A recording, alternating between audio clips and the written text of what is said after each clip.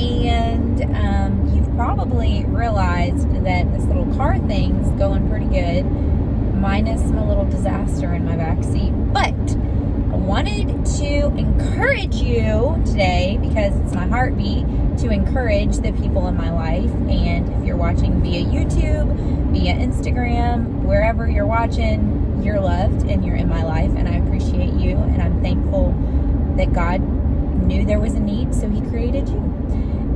But today I want to encourage you. I was just at the sunflower field, per my usual weekend festivities is visiting a farm of some kind, and then sunflowers, because it's just my heart. But I wanted to talk about our childhood, right?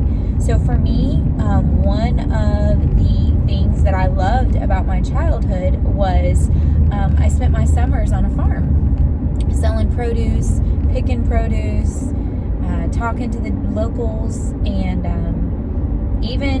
not even in the summer, but throughout the year, I spent a lot of time on farms. My first dollar that I ever made, I was picking tomatoes when I was like 2 years old, and I still have that dollar. My mom has it in my scrapbook.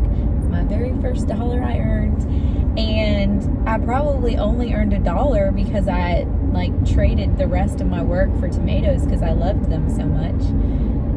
But farms make me feel home. Regardless where the farm is, I feel like I'm at home. It is like a hug from Jesus, and it reminds me of my childhood. It reminds me of my family. It reminds me of my roots. And I was just spending time at one of our local farms, and it just I've been reading this book. It's called Beyond Boundaries, and it is by Henry Cloud, and I forget the other one's, Townsend is the other one. But anyway, it talks about connecting the dots, right? And today I had a meeting at church, and it talked about connecting the dots too, about how the things that you enjoy, the things that you like, okay, are you going? No. A lot of times, are because you liked those things as a child, or they bring you good memories of maybe your family, of maybe how you were raised, but you got to connect the dots. For instance, one of my jobs, I have many, I'm a teacher, and they were saying, teachers, people that choose that for the profession, chances are somewhere along their lines of their life, they had a teacher that spoke worth into them, or that made them feel good or encourage them. Well, I had several teachers that encouraged me and spoke life into me. And when I was a little girl, I wanted to help the world. I still do. I want to save the world. And I want everyone to know that they're seen, celebrated, and loved. That's been my tagline since when I first started my ministry. And I can remember the way those teachers made me feel. I can remember when they encouraged me, when they spoke into me. One of my, pretty much all my teachers except 3 were my favorites, but one of my first grade teacher, Miss Markgraf, she went out of her way to encourage me to be a writer. I love writing. I've always loved writing. In high school, I was in creative writing classes, and that's one of my passions. I'm currently writing a devotional, and I'm currently, writing a book. I actually have 7 different books that I want to write. But anyway, she encouraged me. My English teacher encouraged me. That all throughout my life, I had teachers that encouraged me, that spoke life into me, that spoke worth into me, and that just showed God's love to me. And so you got to connect the dots, right? Where are the places that have caused you pain in your life? Why? Are you as an adult still working through some of those painful moments that you have to maybe ask God to heal you still? If there's something that you've always wanted to do, if you look back to your life and you see who encouraged that passion in you, who encouraged that desire in you, but just connecting the dots. So anyway, the farm thing, connecting the dots with that, I grew up on a farm, on lots of different farms. My family owned a big farm, and then friends and neighbors, and they had different farms. And I grew up picking my own produce and picking my own vegetables, and I loved it. it just makes me feel some kind of way, y'all. And so today I just needed to have a rest day and to just relax. And so I went to a local farm, and it was like breathing life into me.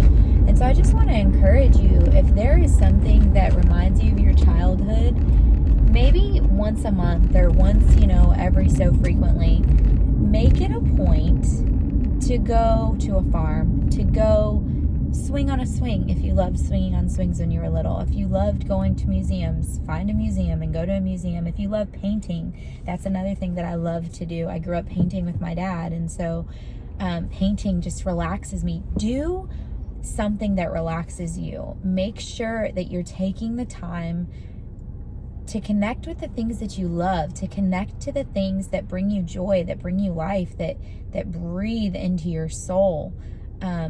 It's not wasted time. You may think, oh, well, I could be making money. I could be doing this. I could be maybe spending time with your friends. You could be walking your dog, whatever. That's good, and that's important, and that's awesome. And yes, you got to pay your bills, and yes, whatever.